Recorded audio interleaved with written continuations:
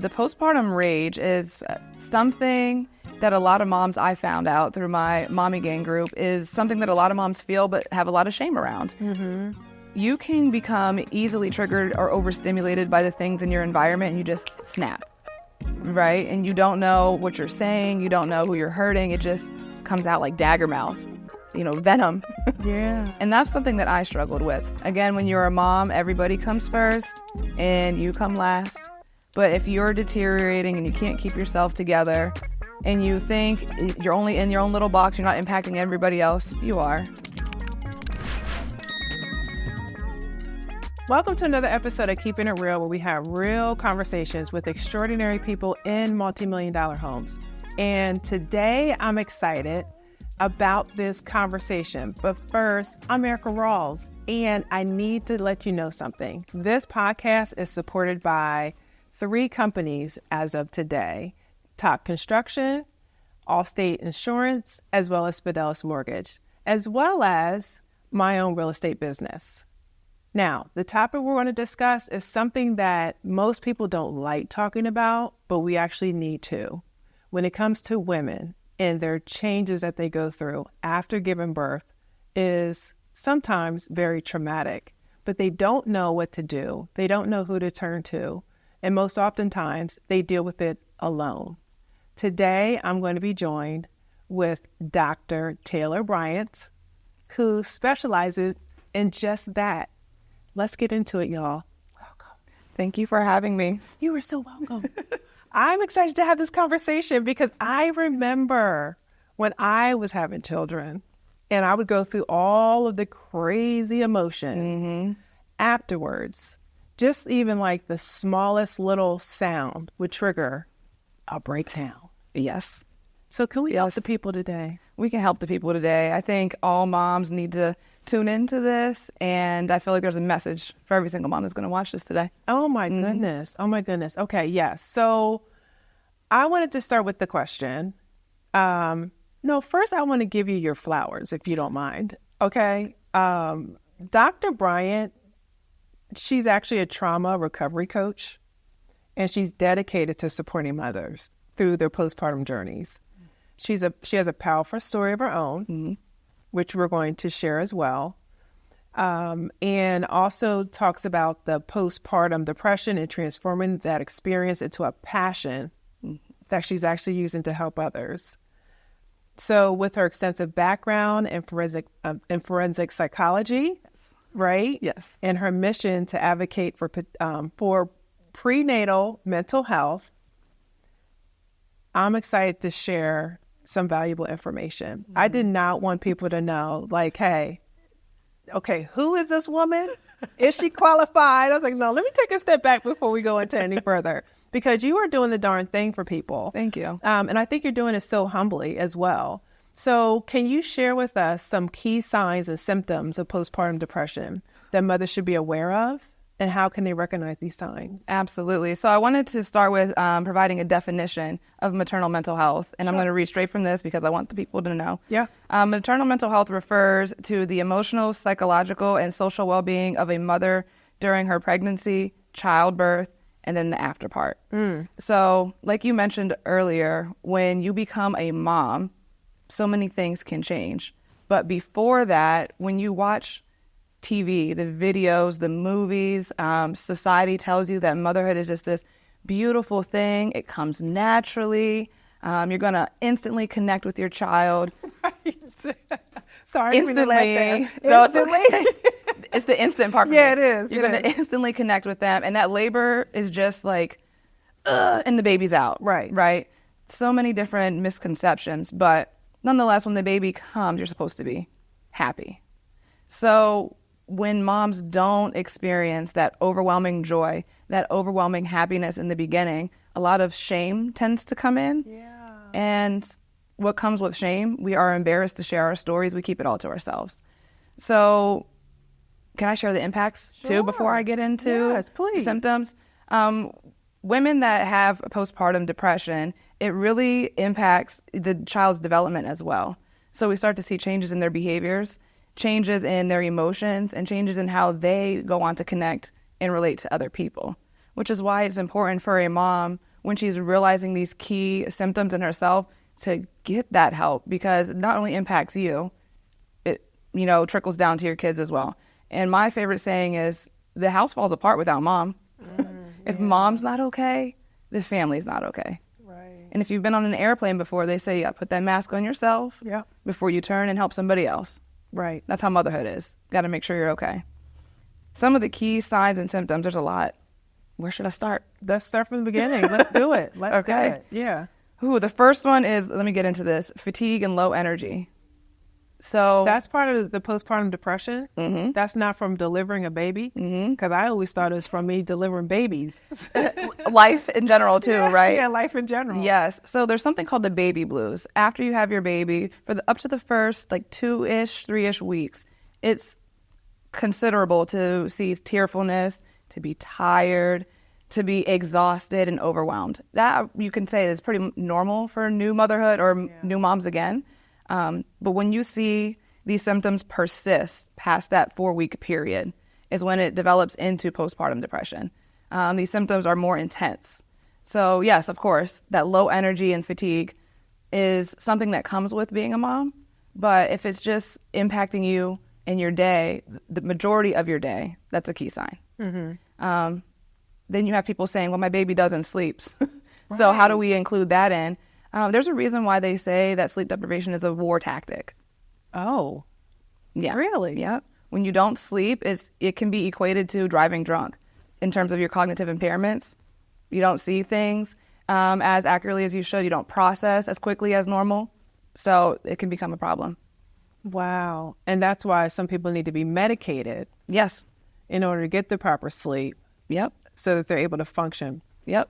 Wow. Yep. Okay. And how long does this postpartum, how long does it last? There is different research. They say the postpartum period is postpartum depression, 4 weeks through a year. But new research is saying it can last up to 7 years, the impacts of postpartum depression on maternal mental health. Really? Mm-hmm. It's really prevalent within the first 2 years. So then that's why we hear some people say, you know what, ever since I had my child, I haven't felt like myself. Yes.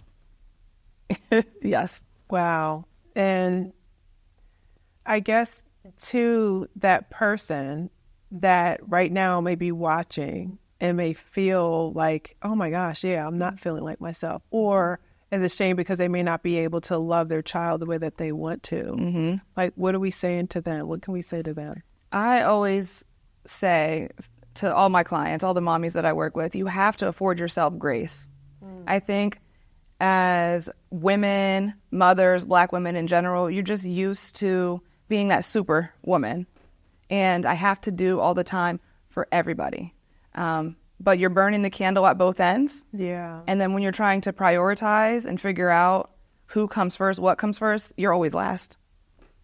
And that can really have some detrimental impacts on your mental health, especially on the motherhood journey. Mm-hmm. So you have to afford yourself grace. This is brand new. You're bringing a human into this world who you don't know. Right. Of course, they grew inside your belly, right? You can feel their little kicks. You're excited to see the sonograms and the heartbeats. You're excited for all of that. But when the child is in your arms, you're like, oh crap, I'm now responsible to keep this little human being alive. Right. And that's even if you have this is your first one, your second one, your third, you're still like, oh crap. Yep. It's a stranger. What do I do with this thing? What are we doing with yes. this? What are we doing with this right yes. here? Yeah, 100%. So what are some misconceptions about postpartum? Ooh, I have a lot of misconceptions.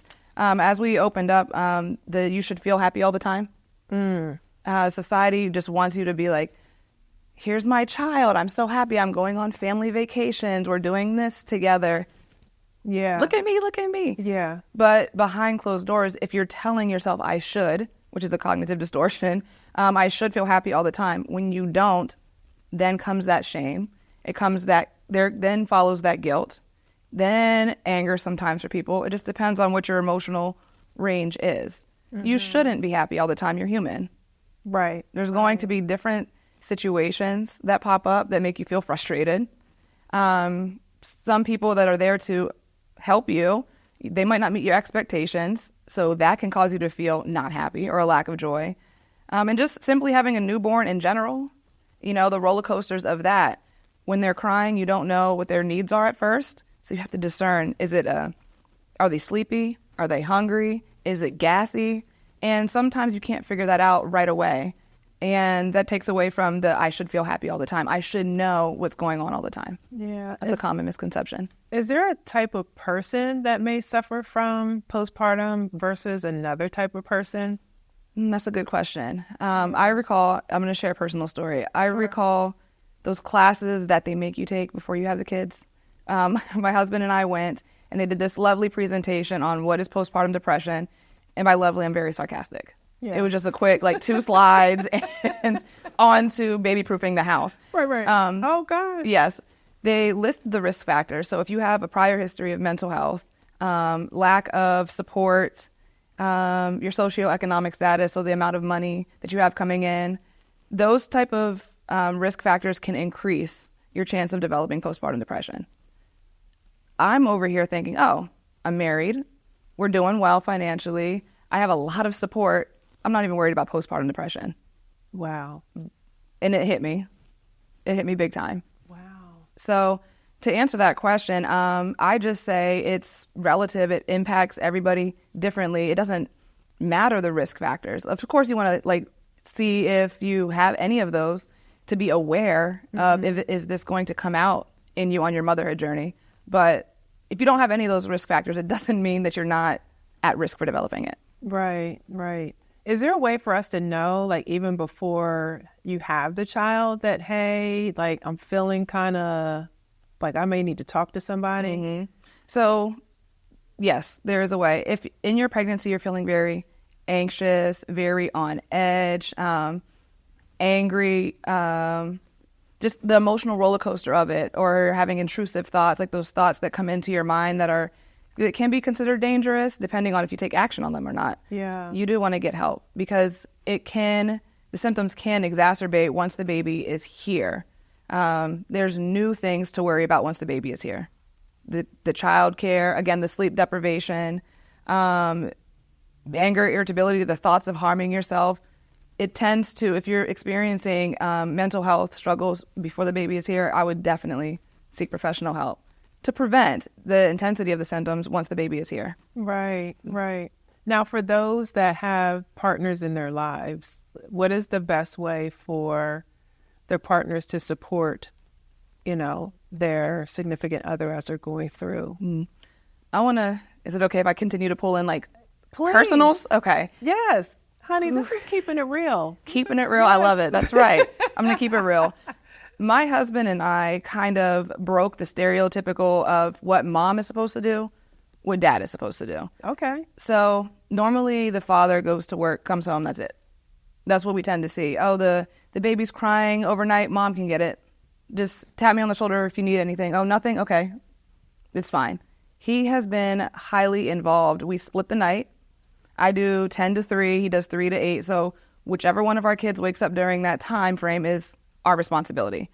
So him just being there and knowing what my needs are has really, the second time around, transformed the way that postpartum depression, or in this case, rage, has hit me.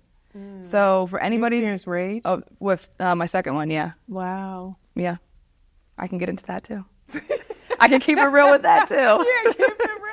No, seriously. Dr. Bryant, that's important because there's women just like yourself, oh my gosh, I'm embarrassed because, I'm angry. Yes. Or I'm enraged. Yes. Or who knows, throwing things. You know what I mean? Oh, yeah. So please just share what you choose to share. Okay. Yep, to help our audience. Okay. Yep. So the postpartum rage is something that a lot of moms, I found out through my mommy gang group, is something that a lot of moms feel but have a lot of shame around. Mm-hmm. You can become easily triggered or overstimulated by the things in your environment and you just snap, right? And you don't know what you're saying. You don't know who you're hurting. It just comes out like dagger mouth, venom. Yeah. And that's something that I struggled with. So my first son, he's 2.5 years old. God bless his heart. He's just like his dad. Loud. Doesn't listen. Oh, what else does my husband do that he does? He's a spitting image of him. Yeah. It was fine for me before baby Talea came.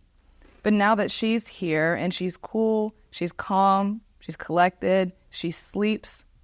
Any loud noise that my son, she's me. Yeah. And we share the same birthday. She was born on my birthday. Oh, that's awesome. So she's definitely her mom. She loves sleep. So do I. Yes. Same birthday. Yes. But any loud noise that he now makes, it triggers me instantly, and I can get so mean. And I'm like, ooh, I don't like that about myself. Yeah. It sparked some curiosity in me to do some research, and there's a huge gap with postpartum rage and postpartum anger. It's not studied a lot. So I asked in my mommy gang group, which I can get into that too, does any mom feel this way? I was providing some psychoeducation on postpartum rage. The biggest engagement that I received was with that post. Wow. So I went live about it. So Mommy Gang, for those that don't know, is a Facebook group that you created. Yes. Great. It's called Mommy Gang Trauma Recovery for the Postpartum Mother. Yeah. So any mom that has a past history of unresolved trauma and that is now kind of seeing that come out in motherhood is welcome to join this group. Even if you don't have a past history of trauma, there's a lot of things in there that you can learn about yourself. And I offer like coping skills or just tips to be able to work through these things. Yeah, that is really good. So then working through that, how did your partner, were they supportive? Oh man, this man was supportive. I can never divorce him like I tried to 5 times. Yeah. With my son, I had postpartum depression. I love this so much. Look, y'all, so please know there's hope, okay? Because they're still together. There's hope, yes. yes. And she wanted to leave 5 times, okay? It's probably more than that.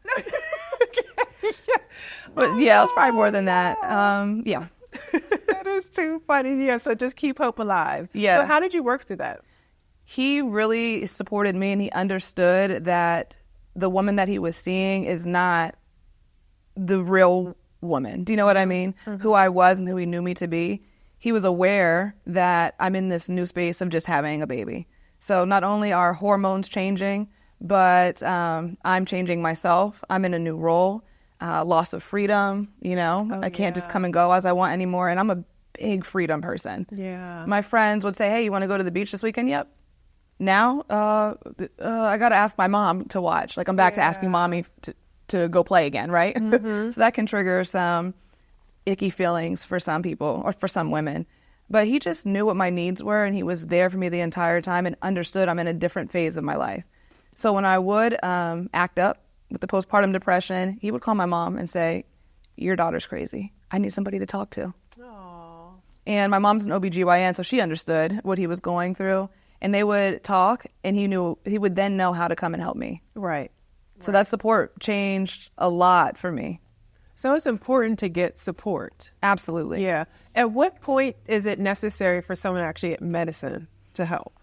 Well, I'm not a psychiatrist, so I can't give advice on that. Okay. But if you feel like your symptoms are impacting majority of your day, it might be beneficial to speak with a psychiatrist about medication. Got it. Okay.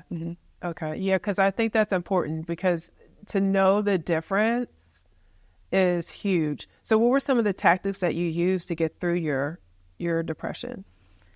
At first, I did have some shame around it because, you know, I'm a psychologist myself. How am I struggling with my own mental health? I should, again, a cognitive distortion, be able to fix this on my own. Sure.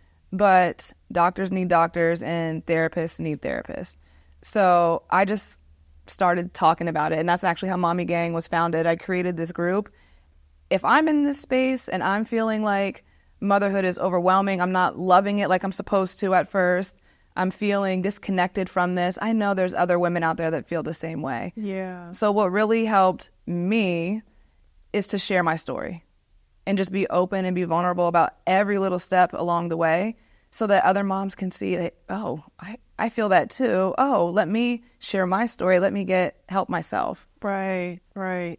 And I do love that. And then is that group growing? Has it been growing? It's going to grow more. Yeah. You know, after they see this, because I think it's really important. Yeah. So do you see a difference in like the age in which you have a child and how much of the postpartum depression that you have to deal with? Like, do you see that? Like, the younger you are, it's less traumatic as opposed to being older and having a child? Or is it, someone that is like an hourly worker, if you will, as opposed to a professional, right? Do you think that plays a part into how traumatic your experience is going to be? I think at all, because you did say something about social economics, yes, right? You yes. did say that. Yes. But have you seen it, I guess,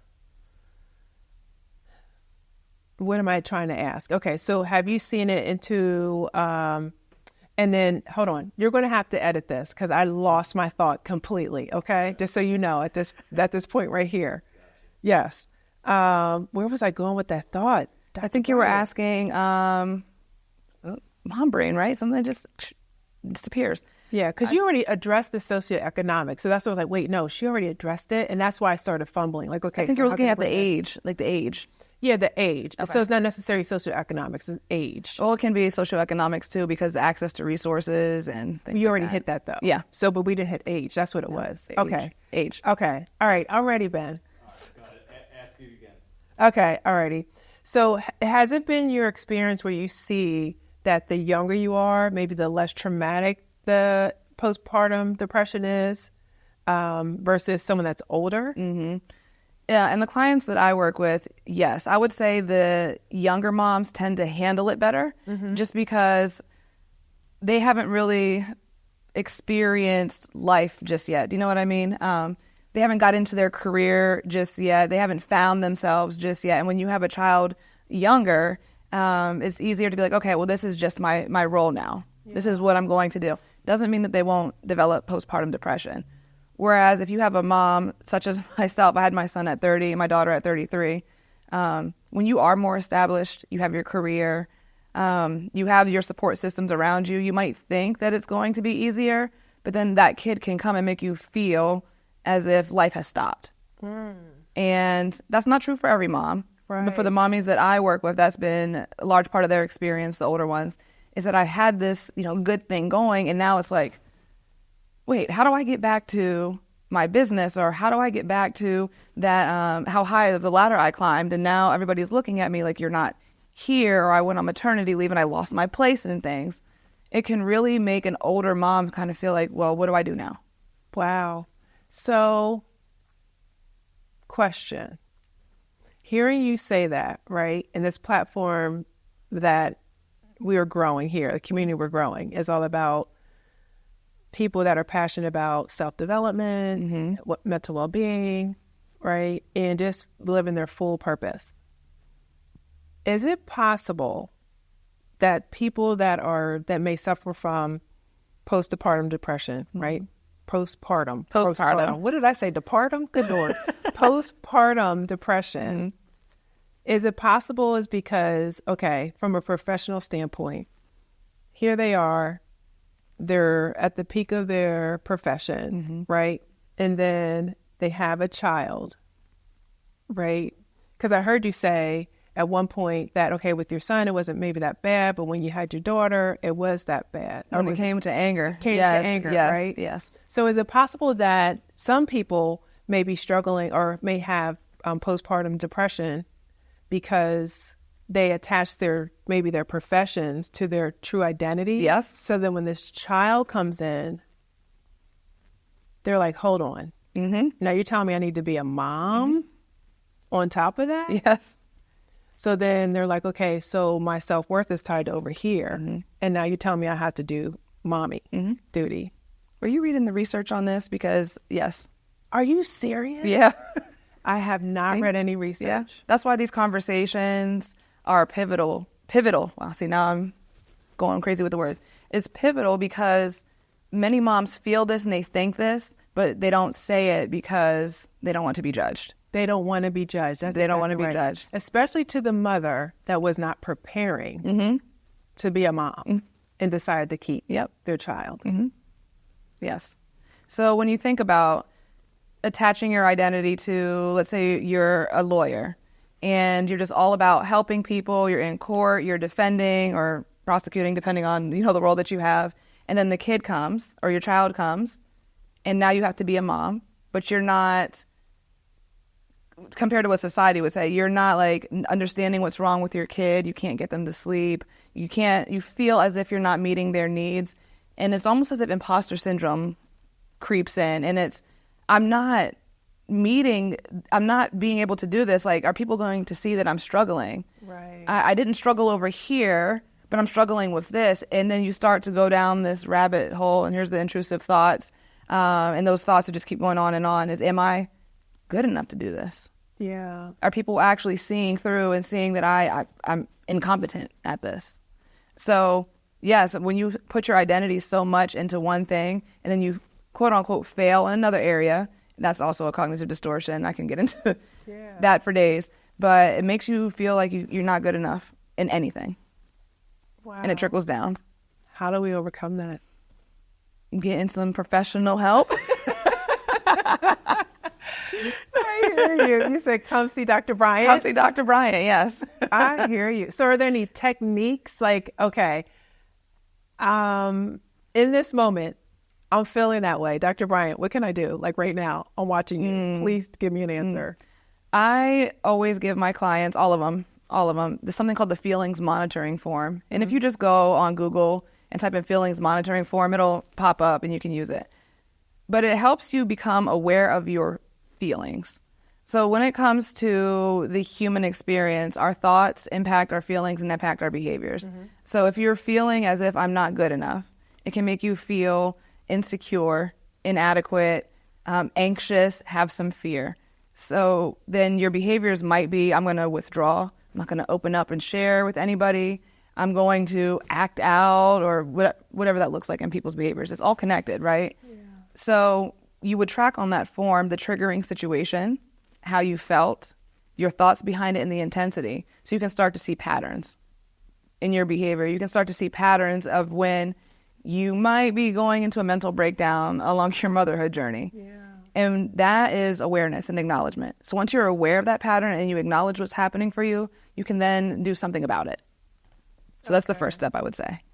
Good. Yeah, because I think I just like having this conversation because, like you said, we're not having enough conversations at all about it. And then to the partners in the relationship, they're like, whoa, what in the world? What happened to my wife? Yes. Right. And then for the toddler that may have, a new sibling, like, what happened to my mom? So everyone is going through the effects of, your emotions. Yeah. So I think, one, give yourself grace, right? Yes. Because no one has a manual to parenthood. At all. So I think it's important to know that, you're going to make mistakes, and yet you still have an opportunity to fix it. Yes. Right? As long as it's not, or notice that you do need to have, additional help on top of that. And there's no shame in asking for help. A lot of people feel like if I ask for help, then I'm incompetent. I'm going to be judged. I asked to have these kids. People are going to, that's a big one. I see that on social media all the time. Like a mom, and especially in another mom group that I'm a part of, a mom will say, hey, I'm like low on funds. Can somebody help me with this? My kids and I don't have food tonight, or we're about to lose our home because we can't pay rent. And it's, the nasty comments. Well, you shouldn't have had all those kids, or you should have thought before you. So if you have that type of response possible, why would you say I need help? Fair. Yeah, the world is mean. The world is very mean. But on the other end of that, like, you have to say what's happening for you, and you have to ask for help from those people that you trust. Yeah. From those people in your support group, so that they can see you, hear you, and then help you get to where you need to get to. Right. Yeah.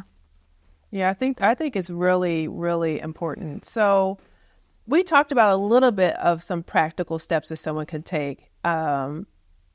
Is there any other steps that mothers could take in their healing journey that could be something that they can benefit from, like right away? Ooh, yes. So I think I wanted to speak to that. Yes. So I think it's important to not only seek professional help, but to prioritize self-care and rest. I think that's very important. Again, when you're a mom, everybody comes first and you come last. But if you're deteriorating and you can't keep yourself together and you think you're only in your own little box, you're not impacting everybody else, you are. Yeah. And kids are highly intuitive. They can sense if something's going on with mom. They can be sad because they know that you're sad. Yes. Like, what's wrong? I don't know. I'm just sad. Yes. And then also to piggyback off of that, in your childhood, you learn emotional development from your caregivers. So if mom is struggling emotionally, the kid is going to learn then how to pick up on that emotion and what to do with it. So if you're sad and you don't talk, then your child is likely going to be not sharing what's going on with them when they're in a space to be able to communicate that. They're going to not. Wow. Or if you're angry or have that rage and you're lashing out, you teach the child that when you're upset, it's okay to lash out, to hit, to destroy. Right. So mom kind of has to get a hold of her own emotions, and that can happen through self-care. Right. If you're able to just step away, even if it's 5 minutes, I get it. I'm a mom of two. It's sometimes hard to find time. We all get this, step away and go to the bathroom, and he's knocking on the door. Mommy, what are you doing? Yeah. Mommy, wash your hands. Mom, I'm like, oh my gosh, can I just, like literally 3 minutes, can I just? But finding time or finding something that is valuable to you to get back.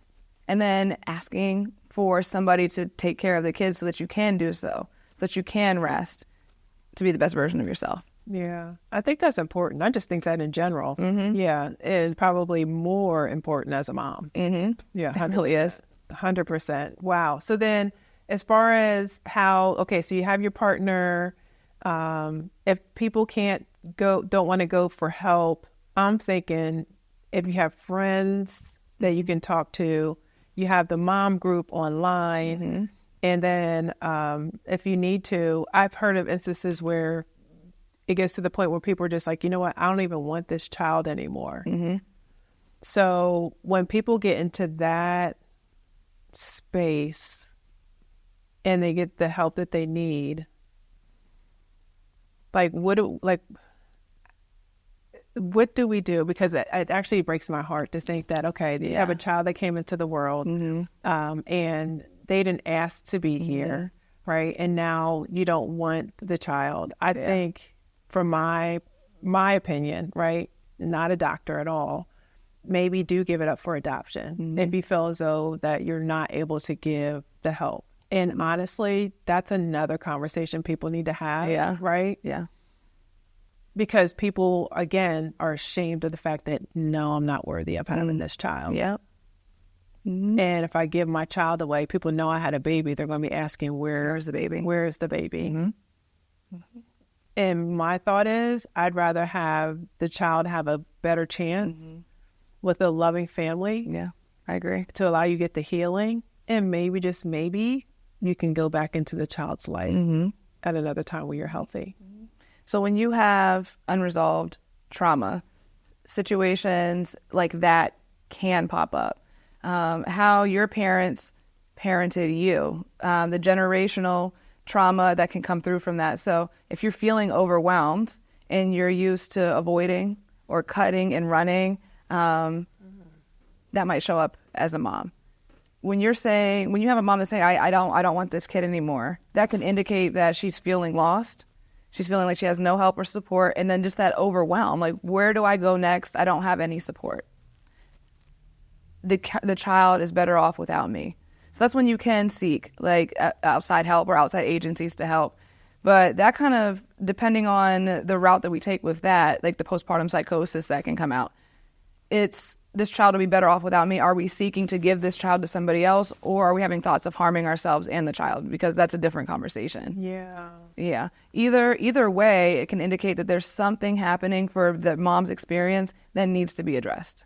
Right. You can't just shove that under the carpet, metaphorically, and just go on about your day. Because one thing that we know about avoidance is it does work temporarily, but in the long term, it always comes back to bite you in the butt. It doesn't go away. And just so I'm clear, so you're saying by them wanting to give a child away, that's pretty much avoidance? It can be. It can be a symptom of avoidance, and it may be a bigger trauma issue that they have to deal with at play. Mm-hmm. Yeah. And then I guess, how will we know that? Like, because some children are here, unfortunately unintended. Yeah. Right? Yeah. And it may be to the person that has that avoidance issue. Mm-hmm. So how do we help that person? I always suggest, if you can, and there's a whole bunch of, shame behind this too, reaching out to a professional or asking somebody that you trust and say, can you come with me? Can you take my hand and take me to this place, because I'm having these thoughts and these feelings and I don't know how to make sense of it. There can be a lot of shame, especially for people of color, to go in and look for mental health services just because of being gaslit, or being made to feel as if you asked for this and that you should know what you're doing, etc. But finding that match of a professional that can help you work through those things that are plaguing your mind. If you do have that trauma, you have to work through it, because it does pour out in motherhood. The helicopter parenting, if you experienced physical abuse or sexual abuse, now that your child is here, you see some moms that just have to control everything. No, my kid can't sleep over here. I have to be a part of this. I have to check their phone. It comes off as over protecting, but mom is just trying to make sure that child doesn't go through what she went through. And sometimes when you have this kid and you're, it's called fortune telling, when you think you're seeing the future, you don't know if you can handle that. So some moms might feel as if the best option is to get rid of my child or place them in the care of somebody else that can take care of them, because I fear that I'm not going to be good enough, or I fear that I'm going to harm my child, or I fear I'm going to repeat the same cycle and my kid is going to experience what I experienced that I'm not healed from yet. Right. Yeah. Well, this is really good. So what other empowering message would you give to the person that's going through postpartum? You're not alone. You're not alone. In the United States, there's 1 in 8 women experience postpartum depression. Worldwide, it's 1 in 20. And if you break that down into different races, for Black women, 38% of new moms, or moms again, experience postpartum depression. I want to say it's 35% for Hispanic women, 13% for white women. So you're not alone. There's other women out there that share the same experience as you, and postpartum depression is treatable. So you don't have to hide in shame. You don't have to feel as if something is wrong with you. Nothing is wrong with you. It's what's happening to you. Right. You can get that help and you can heal yourself. Right. And how can someone get in contact with you, Dr. Bryant? Oh, this is the great part, right? So I have a website. It's www.empressevolve.com. And then across all social media platforms, on LinkedIn, Facebook, Instagram, it's Empress Evolve. And then specifically my group is Mommy Gang, Trauma Recovery for the Postpartum Mom. If you feel like you want to take that next step, you can fill out an inquiry form on my website.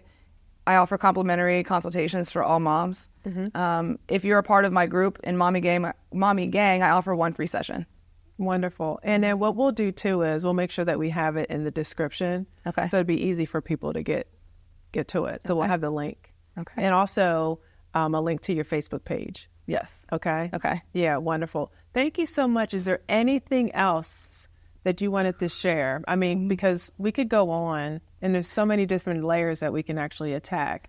But I know that based on the Facebook post that you had, this was something that you really wanted to do. And I was just excited about the opportunity. Yes. And I just want to make sure that we get the message out that you know is important. I think, like you said, getting that message out, having the conversation. Motherhood is not easy. It's not easy. Let's join together and talk about it, be open, be vulnerable, and share. Because my favorite saying that I learned is shame is like mold. It grows in the dark. Don't let that insecurity or that inadequacy or that shame continue to grow in the dark and make you feel like you're not good enough. You're not meant to be a mother. All these negative thoughts that can come with that.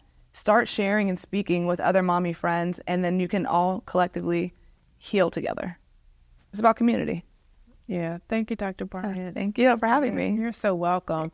Hey, y'all, let's keep the conversation going. What she actually shared was just something very profound. And I know there's a lot of women, as she stated with her statistics, that are suffering from this.